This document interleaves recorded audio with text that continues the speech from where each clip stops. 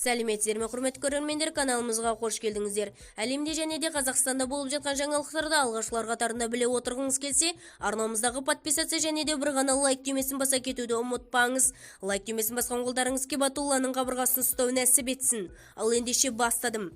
Бір тиынды алған жоқпын. Қаржы министрі зейнетақы жинаған пайдалануға неге қарсы? Қаржы министрі Ерлан Жамаубаев БЖЗК-дан неге ақша алмайтынын айтты. 1 шілдеден бастап зейнеткерлер өздерінің зейнетақы жинағын үй сатып алуға немесе емделуге пайдалана бастайды.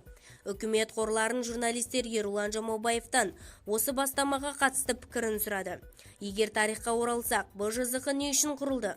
Халық өз ақшасын жинап бірте-бірте ынтымақтастықты жүйеге өтіп, болашақта содан зейнетақыларын алу үшін жасалды. Енді біз лимитті қайта қарадық.